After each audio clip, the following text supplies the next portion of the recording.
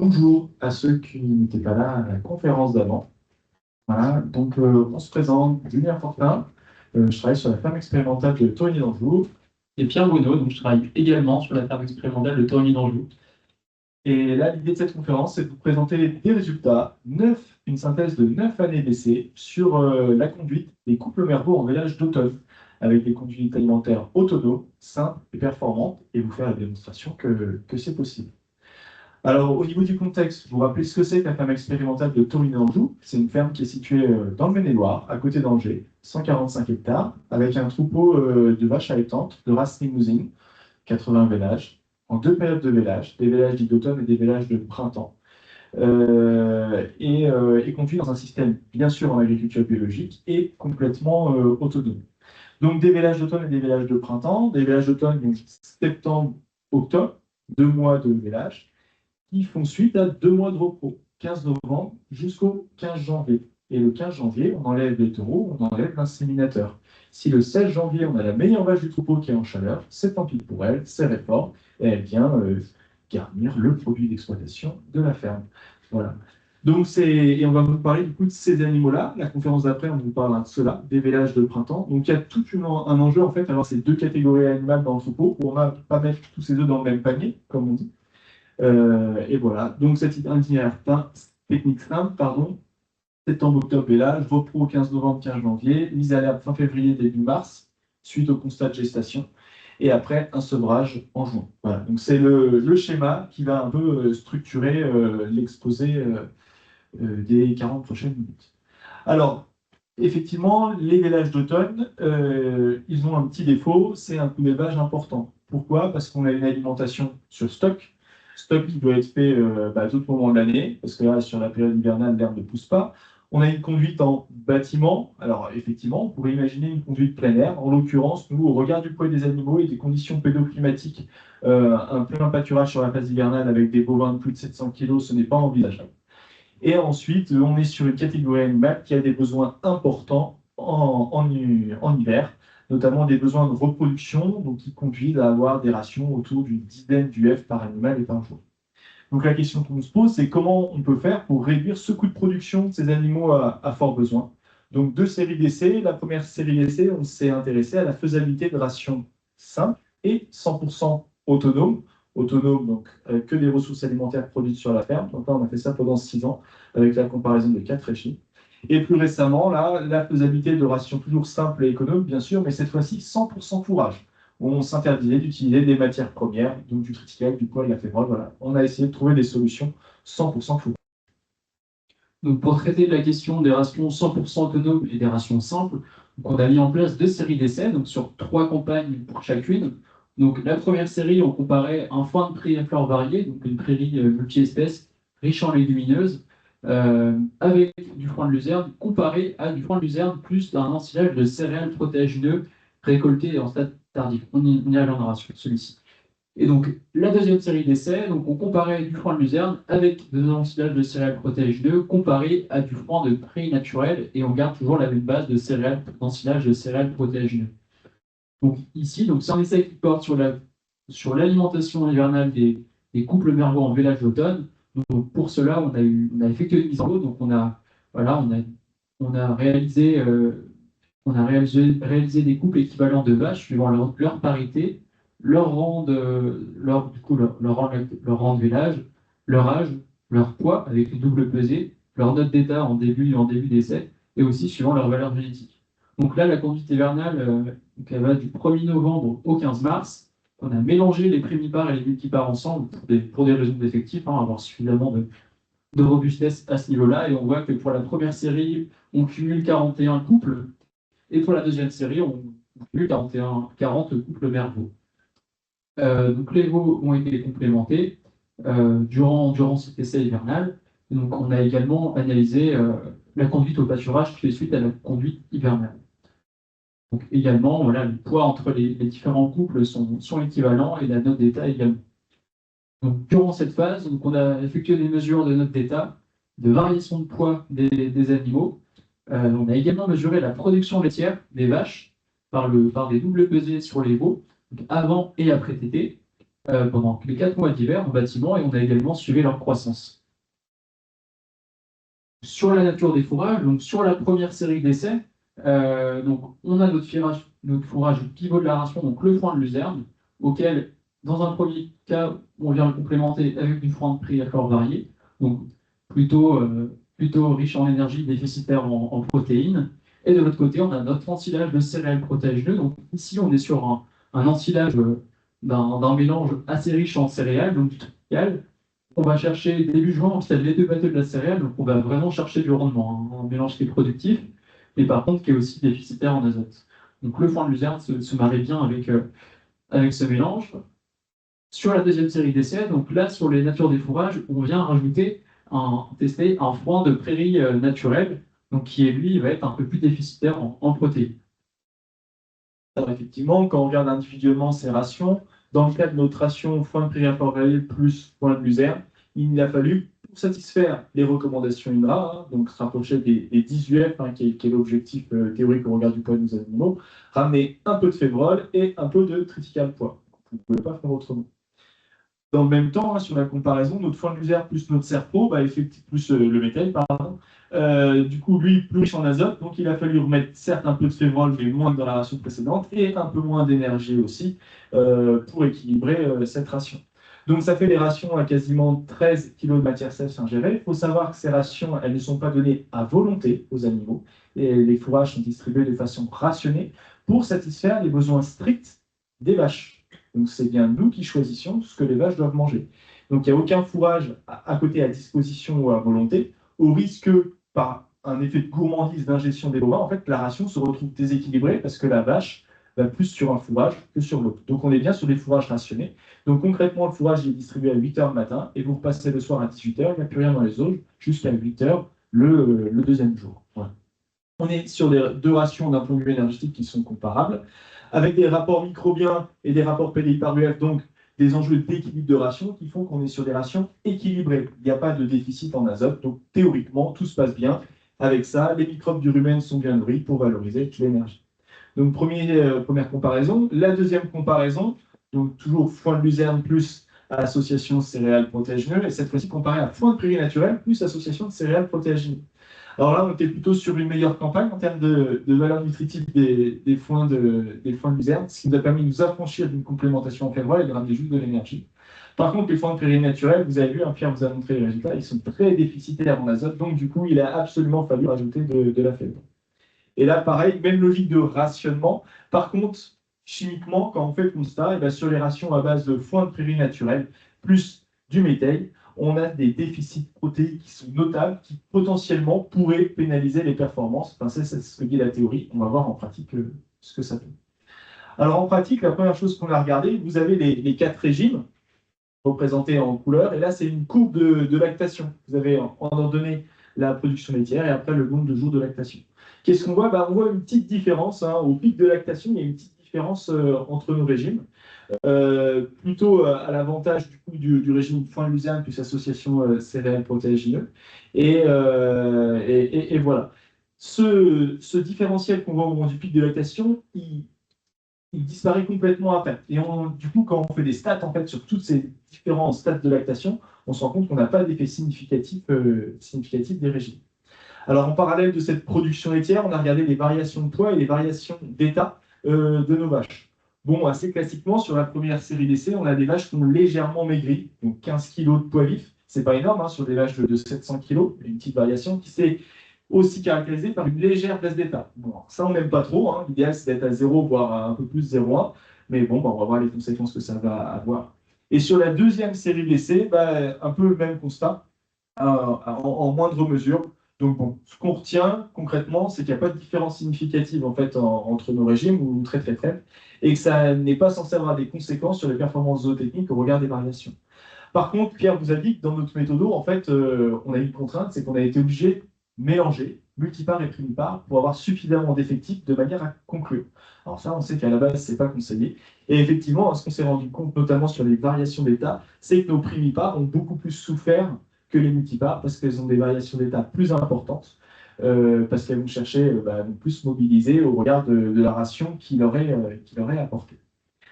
Alors, au niveau de la production laitière, on a regardé aussi, on a standardisé les productions laitières de tous les bovins à 210 jours.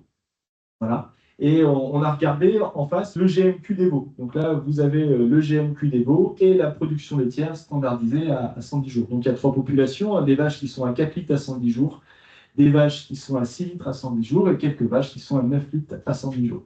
Qu'est-ce qu'on observe? On observe une parfaite corrélation entre le niveau de production laitière et la croissance des veaux. Donc plus une vache produit du lait, plus son veau fait de la croissance. Alors, ça reste modeste, hein, quand on regarde l'équation qui est générée par ce nuage de points. Et ben, en gros, un litre de lait supplémentaire, c'est 32 grammes, enfin 33 grammes de croissance en plus pour le veau. Donc, si on regarde maintenant la performance des veaux à la phase hivernale, donc ici, vous avez de représenter donc, les quatre régimes qui ont été comparés 2 à 2. Et donc, vous avez la croissance des veaux ici en moyenne sur la phase hivernale. Donc, on est quand même en valeur absolue sur des niveaux de croissance qui sont très satisfaisants. On a plus de 1100 grammes dans la première série et à presque 1050 grammes dans la première et 1050 grammes dans la deuxième série. Voilà, on n'a pas vu de différence significative entre ces croissances. En revanche, si on regarde un peu plus finement entre les croissances des veaux issus de primipares et les croissances des veaux issus de multipares, là on voit un effet statistique. Par contre, il n'y a toujours pas d'effet entre les régimes. Donc les veaux issus de primipares ont fait des croissances plus faibles que les veaux issus de multipares. Donc ça s'explique sûrement par un effet production laitière, comme l'a dit Julien. Maintenant, si on regarde les niveaux des croissances qui s'effectuent sur la phase de pâturage, donc là, sur la phase de pâturage, on est sur un pâturage rationné, donc qui se fait sur des prairies à fleurs variées, donc riches en légumineuses, avec un pâturage trônant simple, de manière à avoir la meilleure valorisation possible au pâturage et la meilleure production possible par hectare. Et ici, si on regarde la croissance des veaux, en fait, voilà, ici on a cinq années qui sont représentées, qui font suite à ces conduites hivernales, en fait, que ce soit sur les mâles ou sur les femelles, on est sur des très bons niveaux de croissance pour les veaux, avec des poids au sevrage qui sont proches des 350 kg mi-juin. Donc voilà, on n'a vu aucun effet significatif entre les conduites, entre les régimes alimentaires des vaches sur la croissance des veaux au pâturage sur le printemps suivant. Et donc, pour conclure, d'une manière systémique, si on compare ces quatre stratégies alimentaires, on voit que finalement, il y a une stratégie qui se distingue. C'est la stratégie où on va aller chercher à maximiser la production de fourrage qualitatif par hectare. Donc, on va produire du foin de luzerne, on va faire du foin de luzerne, on va aller produire de l'ensilage de métail récolté tardivement. Ça nous permet du coup, de maximiser la production et de diluer le coût alimentaire par vache et par veau, et également du coup, finalement, de réduire le coût alimentaire sur la période hivernale. On passe de 4 900 € ici contre 5 500 sur les autres stratégies. Et surtout, ça nous permet aussi de réduire la consommation de surface pour produire ces fourrages.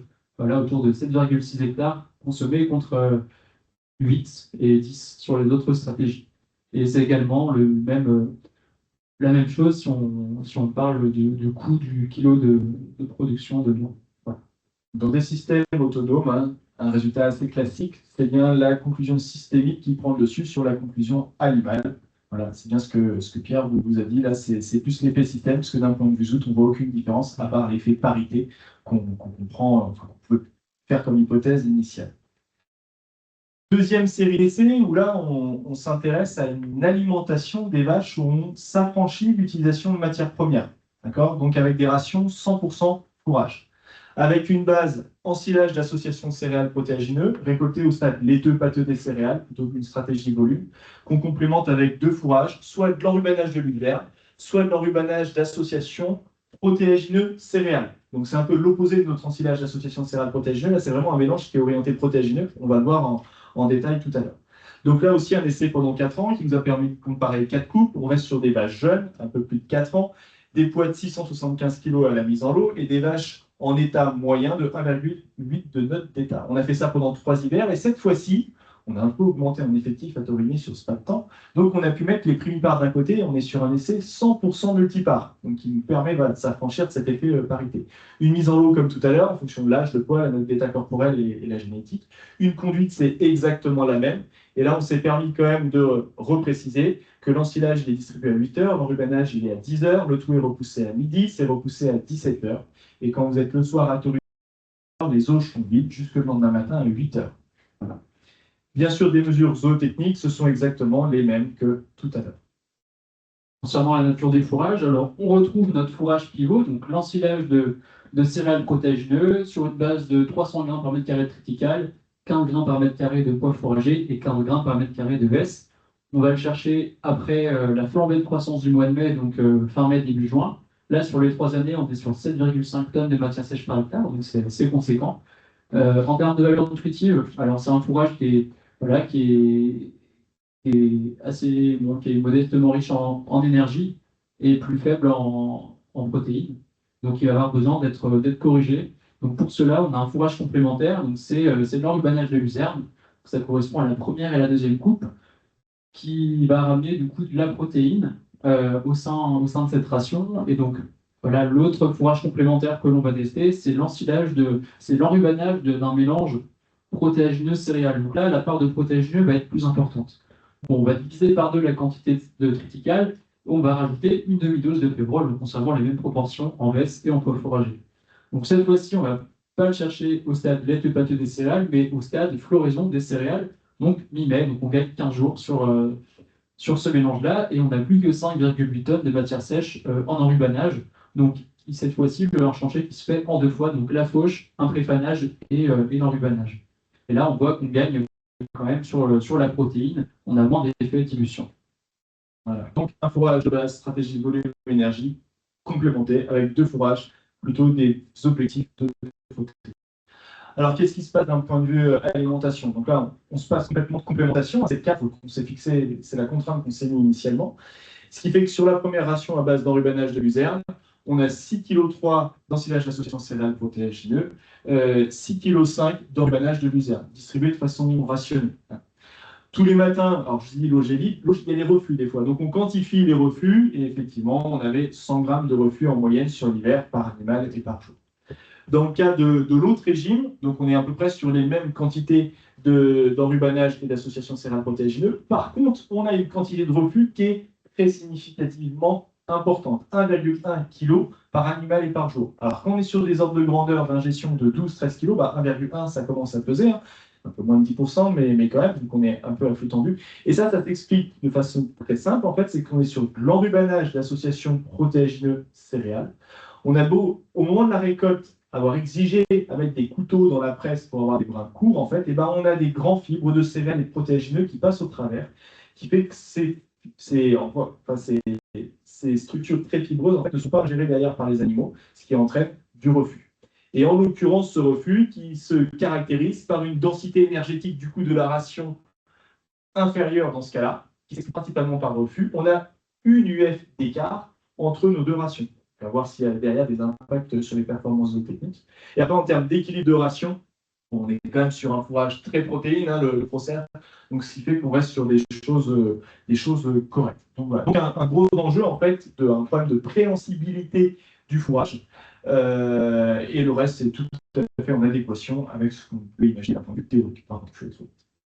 Donc l'impact sur les vaches, donc ici on a regardé la variation de poids et la variation d'état. Donc pendant l'essai, entre les deux lots, le lot enrubanage de luzerne et le lot enrubanage de Procer, bah, effectivement, on voit que ce déficit énergétique, bah, il a eu de l'impact.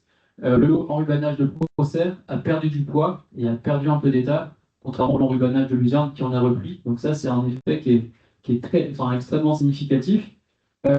Cependant, en fait, cette perte d'état et de poids sur la phase hivernale, et ben, sur la phase de pâturage, elle a été totalement compensée. On voit que la reprise de poids elle a été plus importante pour le lot enrubanage de Procer que pour les vaches du lot enrubanage de luzerne. Et donc ça fait que finalement, ce déficit énergétique sur la phase estivale, sur la phase hivernale, il est complètement compensé sur la phase de pâturage et on se retrouve avec plus aucune différence sur les poids des vaches et sur leur note d'état. Alors voilà, on est quand même sur un pâturage on essaie de maximiser son ingestion, un pâturage qui est qualitatif, pâturage tournant, donc voilà, on tourne à peu près sur 12 paddocks sur le premier cycle et sur 8 paddocks au cycle 2, avec une stratégie où on a une large part de surface qui est allouée à ce gros lot d'automne, couple mergot.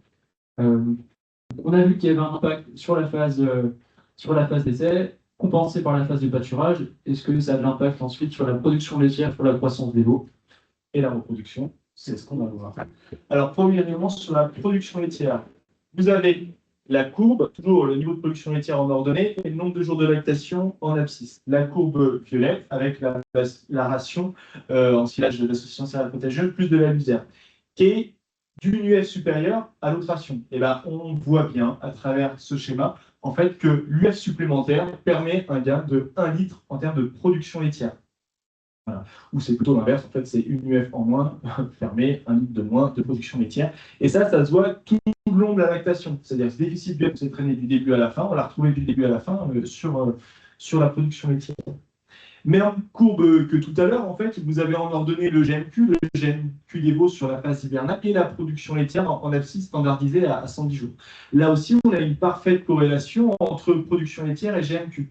Mais cette fois-ci, un litre de lait ne permet pas 32 grammes de croissance en plus, mais 45 grammes. Voilà. Donc on a sûrement une vérité qui doit se situer entre 20 et 50 grammes de croissance supplémentaire par litre de lait supplémentaire.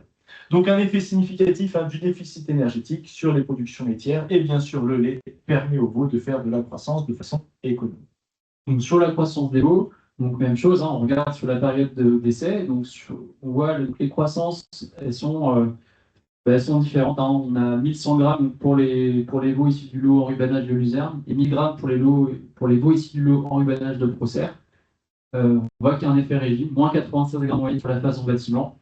Et ensuite, avec une conduite au pâturage, avec un sevrage de 107 jours de pâturage significatif, on voit qu'il y a plus de différence entre les. Enfin, on voit que voilà, il y a des croissances équivalentes entre les veaux.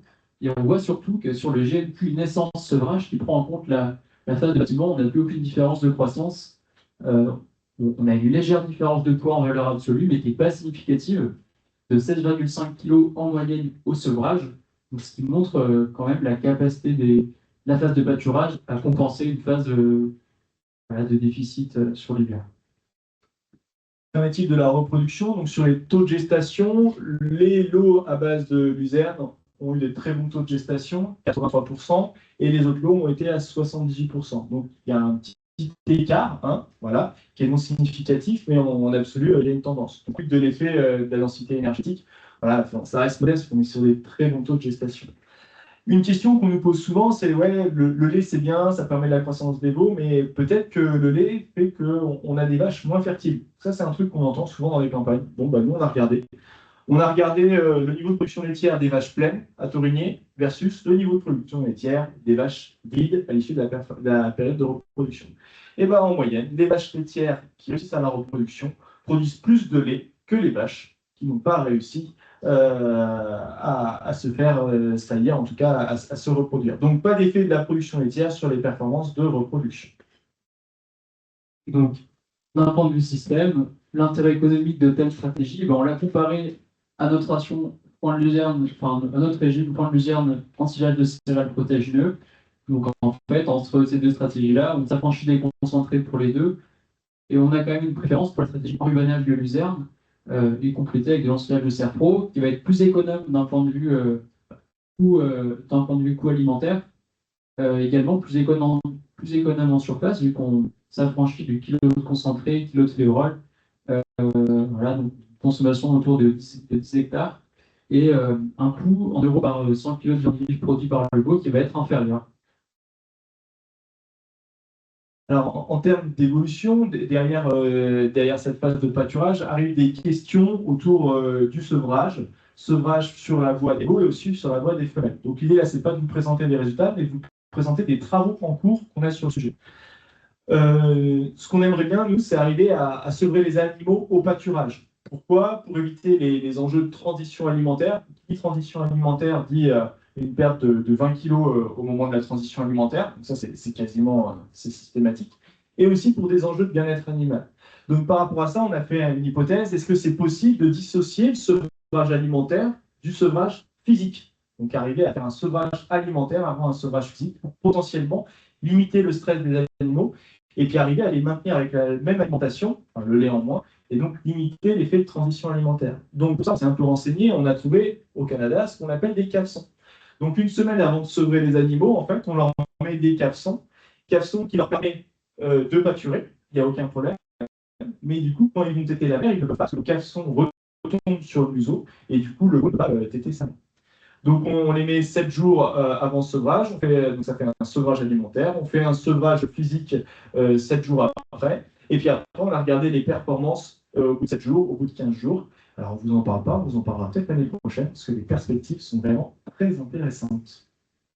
Et donc sur les femelles, donc les vaches taries, donc le tarissement il se fait donc mi-juin jusqu'au premier village qui commence voilà, début septembre. Donc on est sur une phase de sécheresse avec des sécheresses qui s'amplifient d'année en année. Et donc finalement, on va récolter du foin courant juin pour le distribuer ensuite à ces vaches taries un mois après. Donc en fait, on s'est demandé si ce n'était pas plus opportun de laisser ce foin monter sur pied et de le faire pâturer directement par les animaux. Donc là, on s'affranchit de la récolte mécanique. On est sur un report sur pied qui est conséquent, 85 jours de repousse au moment du pâturage, courant juillet-août. Alors on peut se permettre, parce qu'on est sur des bovins à faible besoin, donc des vaches gestantes limousines. Donc on a comparé deux modalités de valorisation de cette herbe sur pied euh, à travers un pâturage. Alors vous avez le dispositif représenté ici. Donc on a coupé la parcelle en deux, donc on est sur une voilà, prix à fleur variée de 4. Donc c'est un essai qui a été conduit pendant 3 ans sur une prix à fleur variée qui avait au moins 2 ans. Donc on a coupé la parcelle en deux, donc on a ici fait une mise en lot. Donc, on avait un lot de 15 vaches ici, un lot de 15 vaches ici. Ici, on offrait toute la surface aux vaches, donc en pâturage continu. Et donc l'essai se terminait quand les vaches avaient fini de consommer la parcelle, herbomètre hauteur 5 cm. Et ici, on rationnait les animaux, c'est-à-dire qu'on avait un fil avant, donc on avançait le fil dès que le paddock était consommé. Voilà, donc on propose quand même un fourrage ici qui est assez modeste en termes de valeur nutritive. Ce qu'on s'est aperçu aussi, c'est qu'en pâturage continu, il y a un effet gourmandise des vaches. Elles vont d'abord consommer les légumineuses et les espèces qui sont les plus appétantes, puis ensuite elles vont consommer les tiges, ce qui est le moins bon entre guillemets. En fait, elles vont surtout consommer un peu plus que le font les vaches qui sont en pâturage rationné. Ce qui fait que sur la durée de pâturage, avec la même parcelle et la même biomasse à disposition, en pâturage rationné, on va gagner une bonne dizaine de jours en moyenne de pâturage en plus, comparé au lot pâturage continu pour les mêmes performances ensuite euh, de mise bas, de variation d'état. Donc ça, c'est un élément qui est assez intéressant. Et dans les deux cas, on est quand même sur des taux de valorisation qui sont très satisfaisants. 85% dans la modalité libre, 92% du fourrage, enfin, de l'herbe sur le pied dans la modalité rationnée. Voilà. Donc là, l'écart, il se cause surtout en conditions humides et lorsqu'il y a un niveau de biomasse assez important, à plus de 3 tonnes. Et donc, en conclusion, des rations autonomes sur des couples mère-veau en village d'automne biologique, c'est tout à fait possible. On peut même aller plus loin et complètement se passer de celle-là, à condition d'avoir des bons fourrages à valeur nutritive correcte. Ce n'est pas non plus des fourrages trop riches. Donc, on a deux solutions qui s'offrent à nous, parce que les deux modalités qu'on a testées, elles semblent intéressantes. La modalité luzerne semble un peu plus pertinente, sûrement elle amène un peu plus de robustesse. On n'a pas cette contrainte de préhensibilité du fourrage à gérer. Les performances zootechniques sont toujours de qualité, hein, il n'y a pas de souci. Alors, ça s'explique aussi par un enjeu de compensation, hein, vu que le pâturage il est plutôt bien géré et les vaches vont rapidement à l'herbe. Il y a un phénomène de compensation qui se fait, qui peut compenser en fait, les problèmes qu'on a vus avec la solution, avec nos enrhumanages d'associations protéagineux céréales. Voilà. Et donc, pour répondre à cet enjeu et essayer d'aller plus loin, ce qu'on dit, c'est que l'ensilage de ces associations protéagineuses céréales, pourrait être une piste pour augmenter la préhensibilité du coup de ce fourrage et en faire vraiment une solution très robuste au service des éleveurs. Voilà, on vous remercie pour votre attention. Et puis on peut prendre un temps de questions, là. On a du temps pour des questions. Moi, j'aurais deux questions. La première, c'est plus sur la repos, on est dans la période de reproduction de soleil. Est-ce qu'aujourd'hui, avec les aspects sanitaires, est-ce que vous restez sur cette politique-là ou est-ce que vous avez changé vous autorisez un peu plus de flexible? On reste, mais la question se pose. Une contre-performance sur la reproduction ce printemps, par un passage de FCO, qui associé aussi à des chaleurs importantes, font qu'on a des taux de gestation qui ont été moins importants. Et donc effectivement, si on allongeait la durée de reproduction, eh ben, on réduirait, les conséquences. Néanmoins, ce qu'on n'a pas présenté là, c'est dans l'exposé avant, c'est que le fait d'avoir des vélages groupés, c'est quand même super d'un point de vue sélection. On sélectionne uniquement très bien sur la fertilité du troupeau. Ça nous permet d'avoir des lots très homogènes, donc d'avoir des stratégies alimentaires très bien adaptées aux lots, parce qu'on a des animaux avec des stats physiologiques très proches. Donc aujourd'hui, on va considérer qu'après 26 ans, à Taurigny, il y a toujours intérêt à avoir des vélages très groupés. Mais la question est ouverte. Deuxième question. Un peu sur ça aussi, moi, c'est les dates de l'automne et pourquoi pas décaler par exemple des mois pour gagner un mode d'hivernage. Pour gagner un mois d'hivernage, alors on peut le voir gagner un mois d'hivernage, mais on peut le voir aussi perdre un mois de pâturage. Parce qu'en fait, nous, ça va le septembre-octobre, et jusqu'au 1er novembre, c'est en plein pâturage. Donc en fait, on a des veaux qui sont sous la mer au pâturage. Et le truc qu'on vous appelle aussi, c'est que maintenant, les vélages d'automne, en fait, les vaches sont en bâtiment, et les veaux sont avec leur mère que la nuit, et le jour sont au pâturage. Et donc du coup, dans tous ces enjeux de transition alimentaire, en fait, on a des veaux qui savent pâturer dès la naissance, pendant l'hiver, et du coup, à la mise à l'herbe, pareil, on s'affranchit d'un effet de transition, qui fait que ça pâture, ça pâture, ça pâture. Et on pense qu'avec cette stratégie, on pourrait arriver à sevrer plus lourd à moindre coût. Voilà. Dernière question sur les prélevés en balance sur pied, c'est si vous avez mesuré l'effet entre le pâturage continu et au fil sur la reproduction. Oui. Ça, c'est un exposé qu'on fait demain après-midi, mais je dois m'en rappeler, parce que j'ai terminé mon diapo hier soir. En fait, pour bien conclure sur c'est des essais qui vont être continués à Taurigny. Pourquoi? Parce que quand on les a mis en place, on l'a fait en 2022. Et 2022, il y a eu un gros impact de la sécheresse estivale qui a tout mis à plat, en fait. Et donc, on commence à avoir des effets bénéfiques, et je pense ils ont été gommés pour être mieux. Enfin, ils devraient être mieux qu'ils ne sont aujourd'hui, parce que l'effet 2022 a vraiment tout tiré vers le bas. Voilà. Donc, c'est des essais qui se poursuivent. Voilà, c'est légèrement mieux, mais c'est pas tout.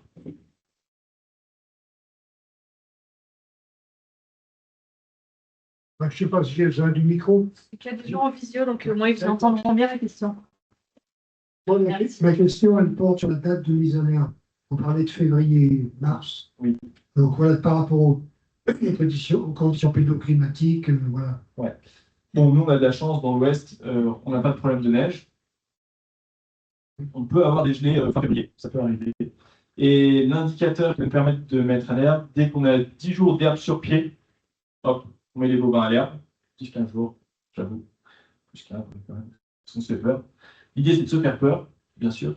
Et le truc qui nous limite vraiment, typiquement, c'est ce qui s'est passé en 2025, ça va être l'importance des sols. Et là, on s'interdit de mettre à l'herbe si vraiment l'importance est trop limitante pour des bovins adultes de 700 kg. Et vous avez une surface de combien par couple? Enfin, la mise à l'herbe. Alors, ça, on les a mis. Ouais, 48 à 74. Ils sont réécrits. Ouais, 48 à 74 arts par couple. Alors ça, oui, l'amplitude, elle est large. Bah, ça dépend de l'année, ça dépend des prairies, et ça dépend des conditions. Donc, avoir un repère fixe là-dessus, on ne sait pas faire. Voilà. Donc, il y a cette variabilité-là, de l'ordre de 30%. Ah oui, quand même. Bah oui. Oui. Et est-ce qu'après, il y a une incidence sur les stocks, enfin, les stocks pour l'hiver, voilà. C'est ça aussi, par rapport au chargement. Ouais, alors, le chargement, il reste modeste. On est à 1,1 UGB par hectare de SFP à l'échelle du système. Modeste. Alors, dans notre contexte, on le qualifie de modeste. Voilà. Ouais. L'idée, c'est que ça, en année moyenne, on récolte 2,2 tonnes de matière sèche par UGB. Voilà, ça c'est l'année moyenne. La variation, elle est plus ou moins 30%. Et on va avoir une stratégie fourragère plutôt pluriannuelle, avoir un bilan fourrager équilibré sur 3 ans. Donc, on appelle une stratégie annuelle, mais pluriannuelle. Ce qui fait que, effectivement, cette année, par exemple, tous les animaux ont très bien pâturé, nous on a récolté 40% de stock en moins, parce qu'on a toujours privilégié le pâturage à la création de stock. En 2024, c'était l'inverse. Et donc voilà. Et c'est cette variabilité, en fait, on travaille avec, on a subi, et c'est d'ailleurs toute la difficulté de pilotage de systèmes autonomes et économes. En fait, c'est d'arriver à atténuer cette variabilité et de vivre avec.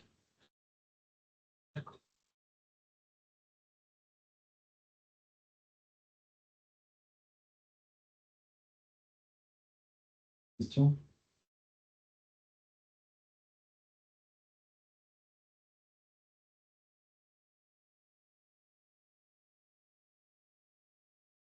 Juste une question de compréhension pour cette gestion des stocks et la stratégie pour agir à 3 ans. Concrètement, comment ça se planifie, pilote? Une année moins 40%, une année plus 40, ça tombe bien, mais sinon, comment est-ce que ça se... Ça se pilote que sur 145 hectares, c'est plus ou moins 5 hectares de culture de vente. Voilà. En fait, là, tu vois, cette année, on n'a pas fait de culture de vente, parce qu'on a vu le printemps, comment il s'annonçait, on dit, waouh, déjà là, ça va être chaud en stock. Donc, on n'a pas fait de tournesol qui était prévu ce printemps. Et c'est ça la variable d'adaptation, la chaise du système. Donc, on ne joue pas sur les animaux. On serait que éleveur, on pourrait jouer sur les animaux, mais nous, si on joue sur les effectifs, on est contraint d'un point de vue expérimental. On est obligé d'avoir des lots relativement homogènes avec des effectifs suffisants pour pouvoir faire les essais. Donc, du coup, la variable, c'est les cultures de vente.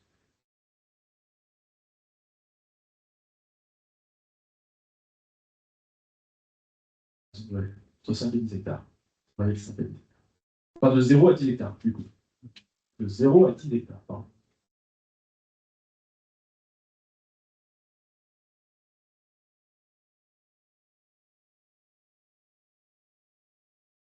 Ouais, c'est ça. On se donne déjà rendez-vous l'année prochaine, du coup, pour l'histoire du Oui, voilà. cadre.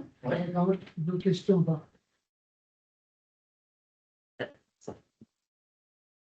Par rapport à la saillie, donc c'est saillie en bâtiment.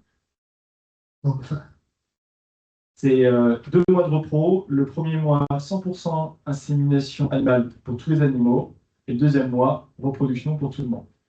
avec un taureau. Avec un taureau, ouais. Oui, d'accord.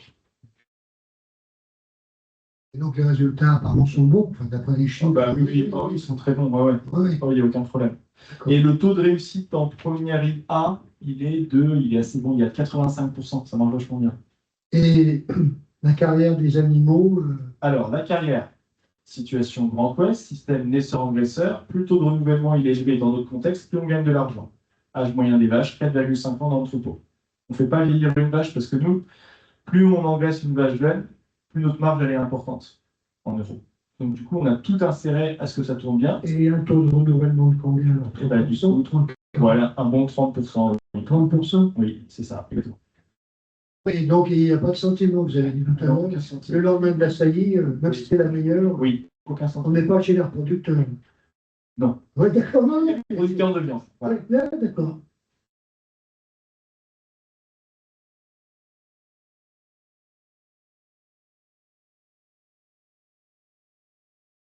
Moins cher, c'est l'armation qui est melon. Très bonne saison pour demain. Ouais. C'est l'engraissement qui est moins long parce qu'on a une meilleure efficacité alimentaire. Donc l'animal, en fait, a une limite adulte à 5 ans. Donc en fait, on l'engraisse et elle exprime encore du potentiel de croissance. Donc on profite de cet effet sur le début de l'engraissement, notamment, ce qui fait qu'elle est plus efficace d'un point de vue alimentaire. Voilà. C'est vrai en Limousin, hein. Je ne suis pas sûr que ce soit vrai en Aubrac, où il y a des enjeux de sélection qui sont différents. Et du coup, la liste fait ça, l'effet de dilution du frais d'élevage de la génisse, comme par rapport à une vache abattue à 10 ans ou à 5 ans. Ouais. Non, pas tout à fait. Mais nous, les génisses, en fait, vu qu'elles a 2 ans, déjà, elles ne coûtent pas très cher à produire. En fait, ça va très vite. Elles sont mises à la repos à 15 mois. Et en Oui, fait, oui. au pire, elles font celles qu'on n'aime pas, on les met à la repos, elles font un veau et elles vont tout de suite à l'engraissement. Voilà. Elles ne font pas une carrière de vache. Et donc, oui, un effet race ou pas par rapport à du Limousin, du Charolais, ou non? Alors, nous, on travaille qu'en Limousin. Donc, une question que je Ouais, me ouais, pose. ouais. Si on extrapole, enfin, quand on voit les collègues dans l'Ouest, Limousin, Charolais, Blon, Parthenay, Oui. Même combat, en gros. Ah oui, d'accord. Ouais, ouais. Et où? Et ça serait sûrement différent avec pour connaître voilà, d'autres élevages, dans d'autres contextes par contre, hein, en salaire, en aubrac, on pourrait avoir. Oui, mais c'est plus la conduite d'élevage technique qui fait le résultat que la race en fin de compte. Ah oui. Oui. Enfin bon, après, sachant que la race, elle est adaptée à un climat. Il y a des. Bon, sur le course, on ne peut pas. Bah, Mais oui, avantage de la conduite technique, c'est. ouais, c'est ce qui prime, quoi. Oui. On ne peut pas se réfugier derrière la race. Non.